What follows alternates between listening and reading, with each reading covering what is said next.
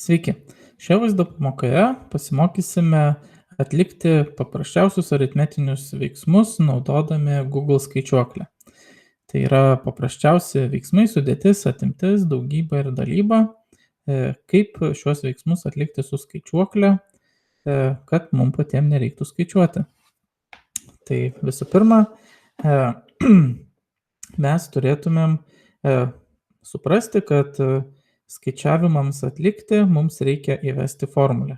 Reiškia, reikia paaiškinti kompiuteriui, kokius veiksmus jis turi atlikti, kad gautų rezultatą.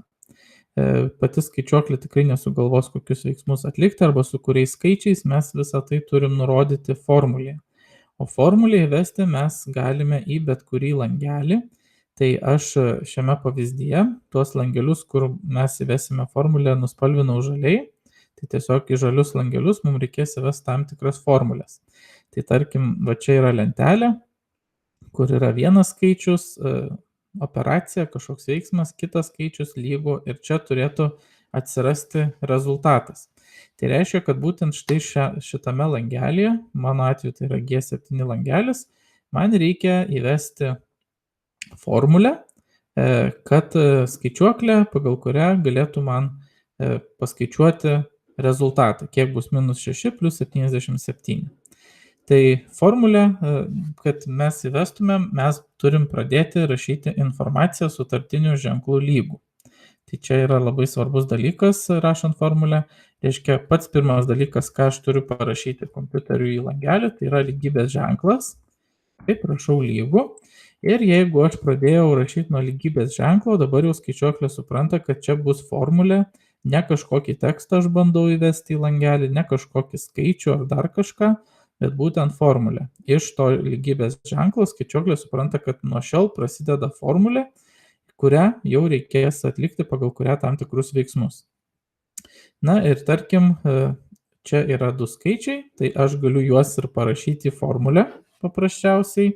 Tai -6 galiu rašyti, -6, tada pliuso ženklas, sudėtis yra pliusas, reiškia rašau pliusą ir 77.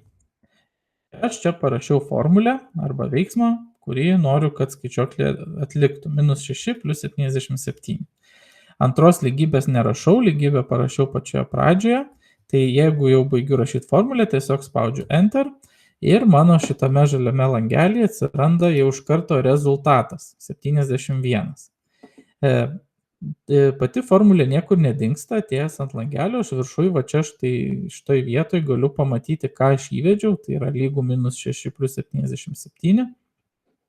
O pačiam langelėje aš matau rezultatą. Tarsi kaip buvo su skaičių formatais, čia būtų skaičius, o čia jo kažkoks formatas. Tai šiuo atveju mano aritmetinio veiksmo rezultatas yra tam tikra forma ir būtent lentelėje aš matau tik rezultatą, nematau pačio veiksmo. Veiksmą galiu pamatyti štai šitoje vietoje.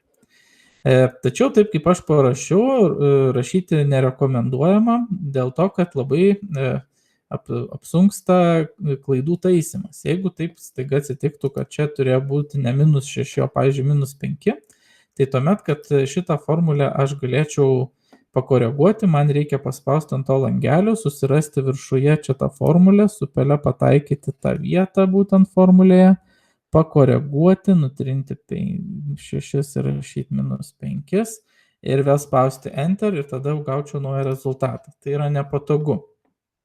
Ir pačius skaičius rašant galima suklysti. Aš, pavyzdžiui, rašydamas -6 galėjau netyčia parašyti -66, pavyzdžiui, ir taip toliau.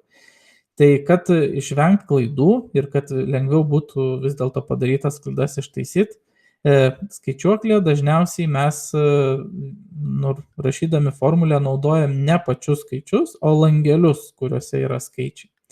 Tai aš dabar ištrinsiu šią formulę ir pabandysiu parašyti iš naujo.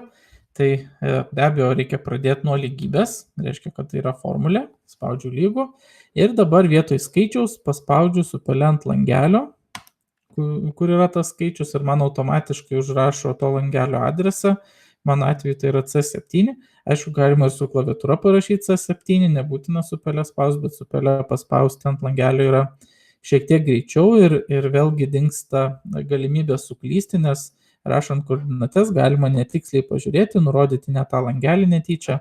Tai spausdamas su pele aš iškart matau tam tikrą spalvą pasiryškina langelis, ta pačia spalva yra užrašoma koordinatė to langelio. Tai man užpildo C7, tada aš jau rašau veiksmo ženklą, tai yra pliusą, ir su pele nurodau kitą langelį, kur bus antras skaičius, tai yra E7. Jau nuspalvina man kita spalva tiek langelį, tiek ir čia esančią koordinatę E7. Na ir spaudžiu Enter. Rezultatą gaunu tą patį, 71, tačiau dabar, jeigu aš norėčiau pataisyti -6 į -5, man pakanka štai šitojam langelėje, kur buvo -6, pakeisti į -5, spausti Enter ir paskaičiavimas automatiškai atsinaujina. Reiškia, kadangi formulėje aš naudojau langelį, tai va čia viršui matosi nuėjus ant rezultato langelio, kokia buvo formulė, tai buvo C7, tai reiškia pasikeitus C7 pasikeičia ir rezultatas. Tarkim, pakeiščiau į 0 C7, pasikeistų ir rezultatas automatiškai. Tai reiškia, jeigu mes čia kažkur norim kažką pakoreguoti, jokių problemų, pakoreguojam ir formulė atsinaujina.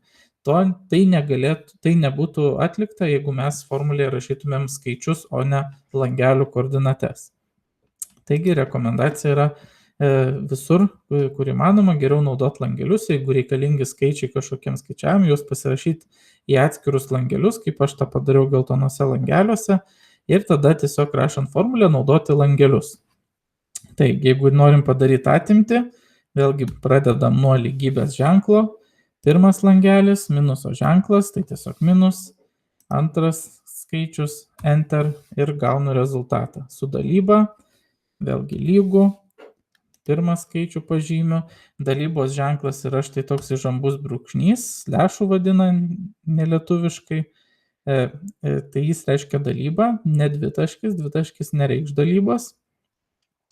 Spaudžiu antrą skaičių ir lygų. Ir gaunu rezultatą. Taip. Tai va. Tie veiksmai, va čia šitoje lentelėje ir surašyti. Jeigu norim sudėti, yra pliusas, jeigu norim atimti, yra minusas, daugybos ženklas yra žvaigždutė, ne taškelis, o dalybos ženklas yra štai toks įžambus brūkšnys. Tai dabar čia yra lentelė, aš parašau tokią lentelę, kur šitie skaičiai, jau turbūt pastebėjot, automatiškai keičiasi, jie taip užprogramuoti, tai lentelė turėtų visą laiką nuolat atsinaujinti. Va, tai dabar, tarkim, reikia sudėti. Pirmą su antru skaičiumi, jeigu aš noriu sudėti, šitam langelį rašau formulę, lygu, čia pirmas esantis skaičius, šiuo atveju B13 užsipildo, dedu pliusą rašau ir antrą skaičių pažymiu, spaudžiu Enter. Dabar, kadangi čia yra lentelė, man iš karto skaičiuoklė automatiškai siūlo užpildyti ir visą stulpelį. Reiškia, jau pati programa bando atspėti, kad greičiausiai čia bus lentelė, reikės atlikti tą patį veiksmą, tai be abejo apsimoka pasinaudoti šitą galimybę, pasirinkti varnelę arba Ctrl ir Enter mygtukų kombinaciją klaviatūroje ir čia pažymėjus man automatiškai visose štai čia esančiose langeliuose, viršui galiu pasitikrinti ant bet kurio paspaudęs, kokia yra formulė, užpildė analogišką formulę, reiškia sudėjo toje eilutėje esančius skaičius. Kaip matot, skaičiai pasikeitė, atsinaujino ir rezultatai. Tai reiškia, kad aš tiesiog įrašęs vieną formulę ir pasirinkęs automatinį užpildymą jau turiu visą stulpelį sumų. Lygiai tas pats su atimtim. Pirmą eilutę galiu parašyti lygų, pažymėti pirmąjį skaičių, minuso ženklą, kas reiškia atimtis, antrasis skaičius, spaudžiu Enter, man vėlgi siūlo automatiškai užpildyti, pasirenku, kad noriu ir visą stulpelį turiu skirtumų. Tai galiu net bet kurią eilutę patikrinti, pažiūrėti, ar tikrai taip. -30 plus 47 bus tikrai 17, o -30 minus 47 bus -77. Tikrai viskas čia gerai. Su daugyba analogiškai užpildom pirmą eilutę lygų, pirmas skaičius, žvaigždutė, antras skaičius, spaudžiu Enter, pasirenku automatinį užpildymą, su dalyba, lygų, pirmas skaičius, dalybos ženklas, antras skaičius, Enter ir pasirenku automatinį užpildymą. Ir štai aš turiu lentelę įvairiausių paskaičiavimų, Kaip pastebėjot, galit net atsisukti šią vaizdo pamoką ir pažiūrėti, kiek man truko sekundžių, galbūt net ne minučių visus šitus skaičiavimus atlikti. Jeigu dar iškirpsim tą laiką, kai aš bandžiau paaiškinti, ką aš darau, tai suprasite, kad iš tikrųjų laiko prasme tai tikrai trunka labai greitai, o rezultatų ir skaičiavimų rezultatų aš turiu pakankamai daug. Tai tiek šioje pamokoje ir sėkmės įdarbinant skaičiuoklę kaip skaičiuotuvą paprastiems aritmetiniams veiksmams atlikti.